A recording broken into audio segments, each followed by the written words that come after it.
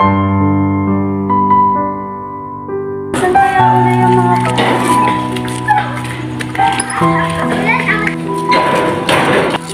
ito na po yung pinadala po uli ng mami niya ni Jana Martin po. Nakapagpulat siya ng Martin. Hoy mga bata, pumunta na kayo dito. May pinadala uli ang nanay nyo. Samantha, Bilog, bilisan nyo. Ay, opo tita, nandyan na po. Yay, nandito na yung pinabili kong bike. Ate, sure tayo dyan habang dadala yan ni nanay. Siya, sige. Bumalik na kayo sa paglalaro nyo. Siyempre, gamitin nyo pati yung pinadala ng nanay nyo. Nalalaro na po namin. Teka mga bata, meron pa nga pala yung pinadala ang nanay mo ng sulat at saka pera. Akin pala muna yan kasi baka mawala pa. Mamaya ko na lang ibibigay sa inyo. Sige po, tita. Una na po kami. Pit kaya? Mga bilang kaya?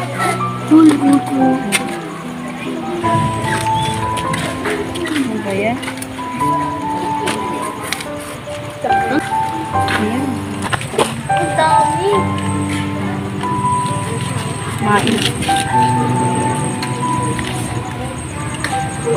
Uy, Mari, alam mo ba nagpadala na naman daw si Jana? May bike at pera pa nga! Galing yan sa sugar daddy. Alam mo naman makakatid. Hindi naman kaya pinag-uusapan Alam mo na, Mari. Ano naman chismis, Mare? Ay, Mari, andyan ka na. Mari, tingnan mo si Aling Bebang. Pag may kapatid tayong mayaman, pwedeng-pwede na nakapitan. 6,000. Mari. 7,000. Dami ko na naman pera nito. Uy, huwag ka lang makisalit! Mahirap talaga. Oy, Mari, ano yan? Dami mo pera. Ay, isa! Utang kita yun. Ay, oo naman nga. Siyempre, Mare. Kumakdo doon sa kabilang kanila. Kakapadala lang ako ng aking kapatid. Na si Jana. Ay, ba't napahingi mo yun sa amin ah? Pakutang kami. Utang daw yun. Babay.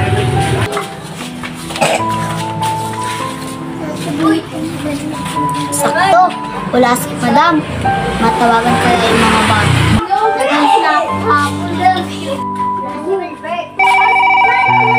Bakit kaya itong tatawagan kung di na lang sinasabi? Teka lang mga Mare. Natawag na ng kapatid ko eh. Na si Jana. Hello ate. Nasaan kaya yung mga bata? Bakit ikaw ang sumagot? Nagaano kaya sila? Ay oo. Nandun sila naglalaro. Naglalaro ng pinadala ng bike. Kaya ako na yung sumagot. Kasi kita mo naman, saya-saya sila sa paglalaro ng bike. Ganun ba ate? Buti naman masaya yung mga bata sa pinadala ko. Yung pera ba natanggap mo din ba? Ay oo Jana, natanggap ko na pati yung pera. Gusto naman pala yung mga bata dyan. Okay lang naman yung mga bata. Gaya na sinabi ko, masasaya sila. Nagsikain na ba sila? Ay oo, kakatapos lang nila kumain. Saka ate, kamusta ka na rin? Okay lang ako, huwag mo na akong isipin. Kaya ko naman na sarili ko. Ikaw ha, Jana, mag-iingat ka diyan. Palagi mong tandaan na alagaan mo sarili mo. Ikaw kami nakupot sa pera ng padala ni nanay. Susumbong ko pala yung kay nanay. Oo, susumbong natin kay nanay. Piniputita mo yung tinadala ni nanay. Pakausap na ako sa mga bata. Namimiss ko na kasi sila eh. Saka may sasabihin pa pala ako. Nabasa na nila yung sulat na pinadala ko. Sige Jana. Ibigay ko na sa mga bata itong cellphone.